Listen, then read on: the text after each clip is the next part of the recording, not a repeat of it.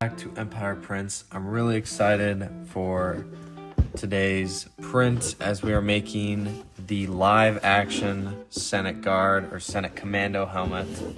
I have scoured the internet to find a file for this.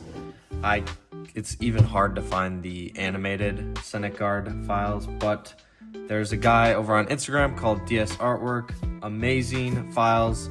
He mostly makes custom Black Series helmets, and that's actually what this is. I just had to mess with the scaling a little bit, but I messaged him and he said it should work just fine, and it did. It printed great. I didn't have any issues. It's about as thick as a normal 3D printed helmet from somewhere like Galactic Armory, but I just upscaled it about 1200%, and I got this amazing Senate Guard helmet file, the only live action one I could find. And it looks amazing. I'm really excited to start this, so let's get into it.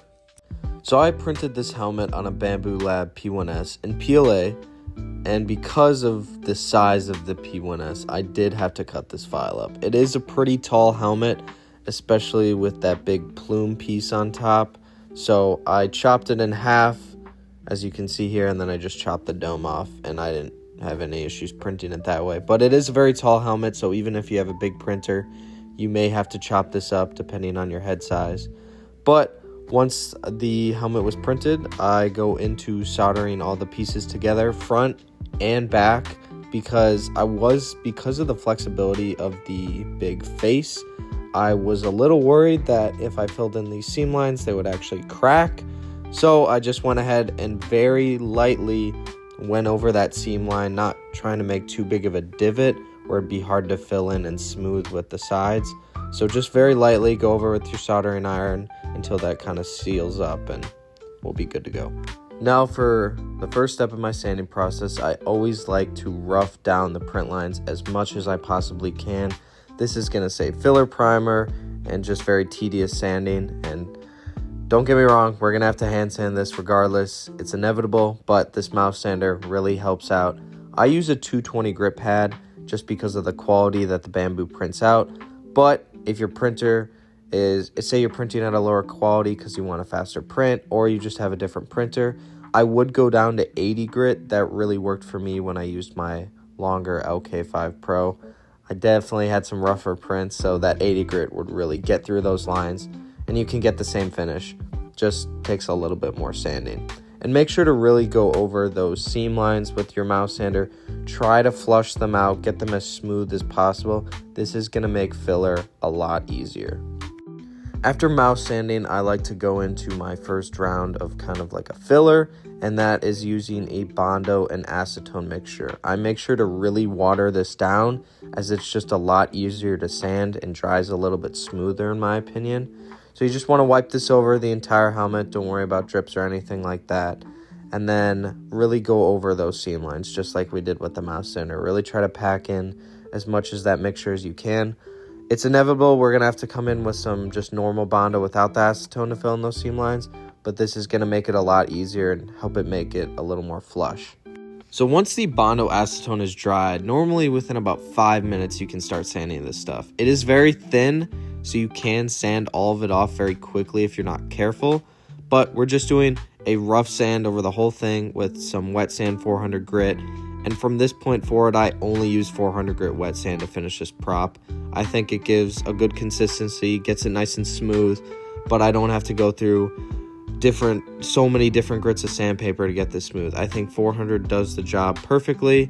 Unless we're doing like a clear coated helmet with chrome, there's really no need to go above 400 grit, but it's all up to you on how smooth you want the helmet to be.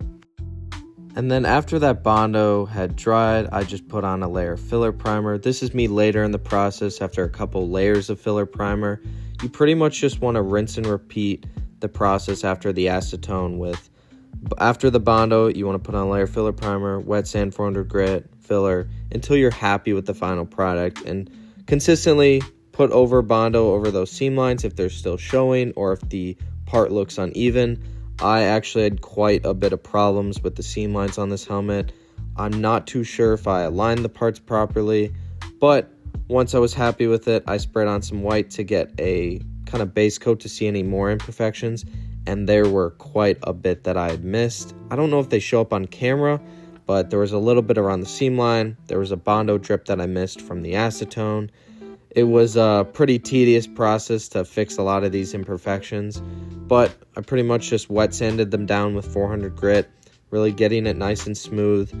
I would recommend making sure your parts are aligned, because I think that was the issue on this helmet, and it was bad. They were very hard to fill in, so this is why I always emphasize make sure your parts are aligned. It's going to save you a lot of sanding. So for the base coat, I decided to go with black instead of the white. I thought the blue would look better over a black, and if I wanted to do any weathering scratches, I can reveal the black underneath, and I thought that would look really cool. And then for the blue, I went through a lot of different blues, but I decided on Rust-Oleum ink blue. This was the perfect bluish purple color. And the whole reason I'm not airbrushing this helmet like I normally would for that nice flat finish is because I'm deciding to do the entire live action Senate Commando Captain suit, and airbrushing an entire suit of armor would be extremely tedious, and it's just a little bit less durable, especially if you're wearing it around. That airbrush paint scratches off really easily. So I wanted something a little bit more durable that I could layer on very easily. So I decided to go with the spray paint, and that ink blue was the perfect color. And then because I'm doing the Senate Commando Captain, he has all these white markings on his helmet, which were a little tedious to tape off, but because this is live action, I took some creative liberties and wanted some more sharp lines rather than the more round, less jagged lines that you see in the Clone Wars.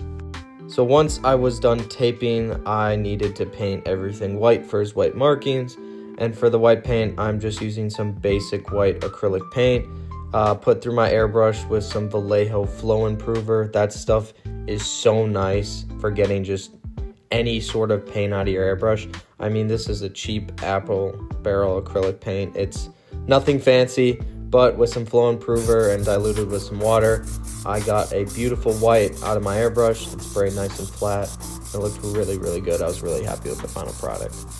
After very carefully pulling the tape off, trying not to rip up any of the blue paint, I noticed my tape job was a little more crude than I normally expected it to be, or it normally is.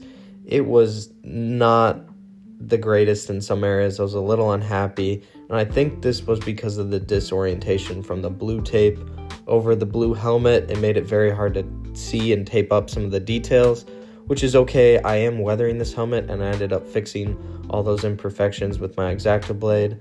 And here I'm just coming in, scratching up the white paint like I normally do. With my X-Acto blade, I go very fine, detailed scratches. I don't like to use liquid masking tape.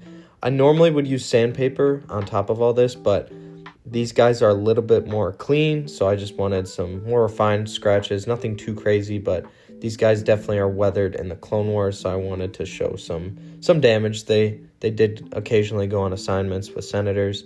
And then for the first stage of my weathering process, I go into a weather wash. This is just a cheap black and brown acrylics mixed together, and I wipe it over the whole helmet, and then I take some paper towel and I dab it off. Be very careful when you dab this stuff off. You do not want to have a paper towel streak line. You want to dab it off in all random directions to get that very detailed, realistic weathered look.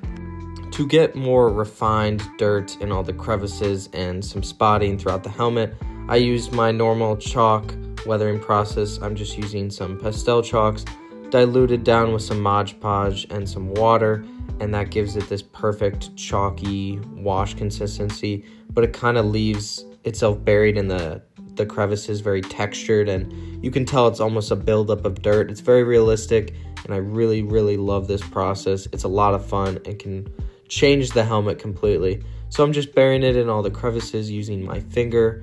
I find my finger works the best. I don't use paper towel. I feel like I have a little bit more control. So I'm just wiping this in all the crevices and then maybe spotting it throughout the helmet, and then we can go into our next part of the weathering process.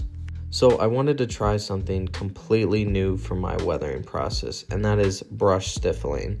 I love how this turned out, and it's just getting a really beaten down brush with the bristles really spread out, and then just getting a little bit of white paint on your brush. Not a lot, just a little bit. And you want to just kind of highlight all the edges or any areas you want scuffed up. And it provides this really refined, detailed scratch look. I'm really happy with how it turned out. And I'll definitely be doing this on more helmets in the future. For the visor, I just traced out the outline and used a Hobart face shield. And this helmet was all ready to be shown off.